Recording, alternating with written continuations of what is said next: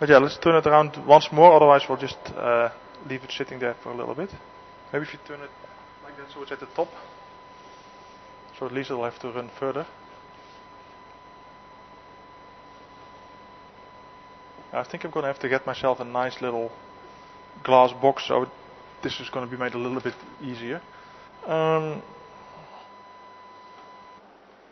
yeah, again, as I was saying with the centipede, apart from the whole arachnophobia thing, you just look at also the pattern of the colors on its legs. I hope you can see that like this. Oh, okay. No, there's something wrong with this battery. So now you see me, which is not the intention.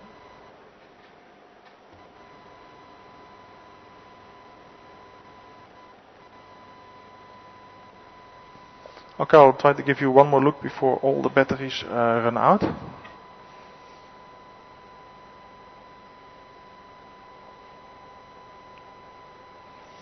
But yeah, as you can see, actually, as I was saying with the color pattern and things like that, and if you just get away from the whole arachnophobia idea, I think it's actually quite a pretty little animal in its own way. If you can see from the pincers at the top,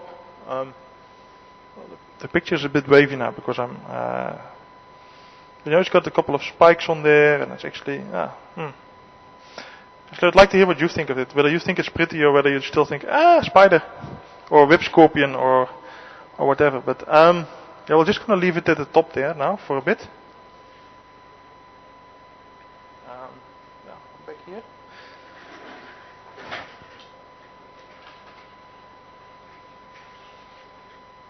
As you can see, it's still up there. Because also we don't want to agitate it any more than we have to. Yeah, we just wanted to show you this. It's something. Every time I was reading up on scorpions and spiders, I always heard about the whip scorpions, but actually I never saw one. So I was quite actually pleased when Simon found one in his room the last weekend. Actually, we've been looking about it, and actually we're still going to make sure we get some nice pictures of it before we release it later today. It's a very useful animal in that sense as well, because it catches little insect crickets and other ones, but also it seems to be particularly fond of cockroaches, so that's actually always handy in an area like this. That's not to imply that there are lots of cockroaches in Simon's room, by the way, but not anymore now. But no, that's actually, actually you can see now it's actually moving its pincers. Let me just quickly see if I can still show you that.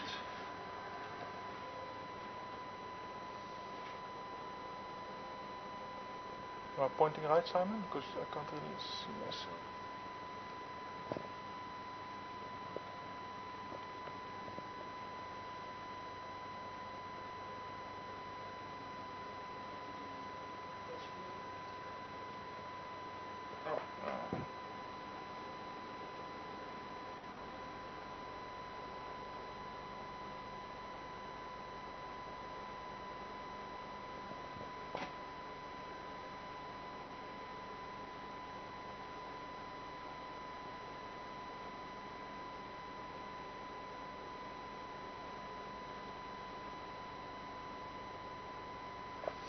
And one other thing, I wasn't able to show you this now because of the limitation, but for those that were watching last week when we showed the scorpion, actually on the end of its feet it has the same two curved claws as well, which is why it's so easy for it to run on vertical surfaces and to get good traction. Let's see what it does now. Actually, let's point the camera at the scorpion rather than me.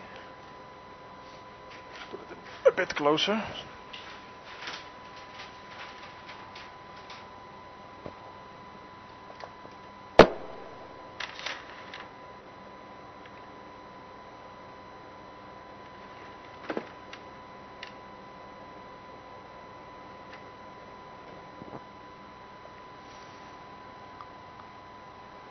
Yeah, now of course it's not moving, but okay.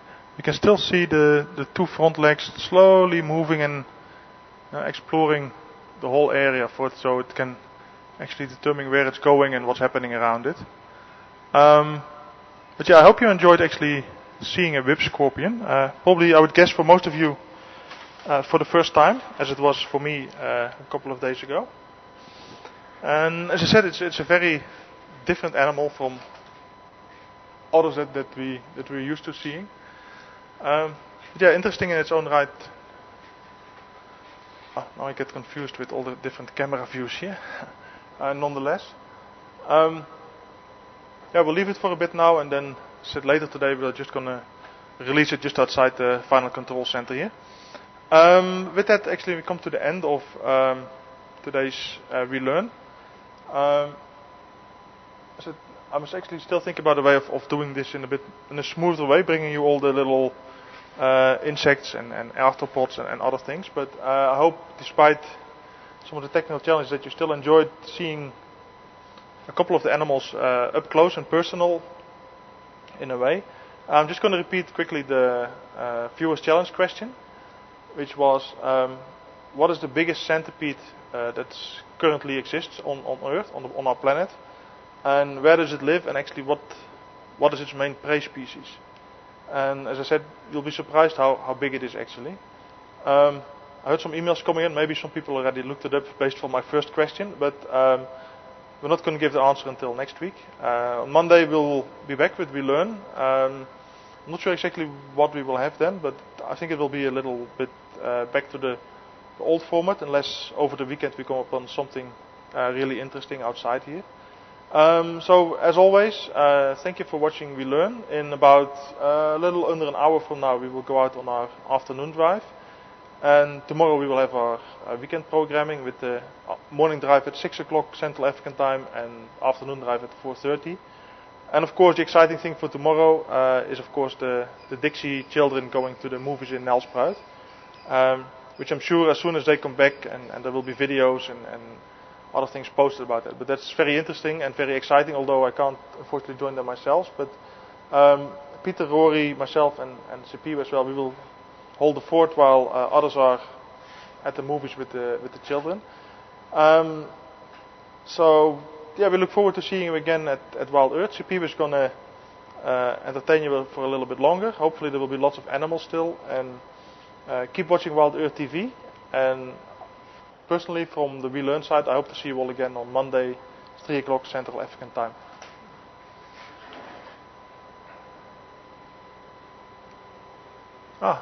Look, and there are the buffaloes.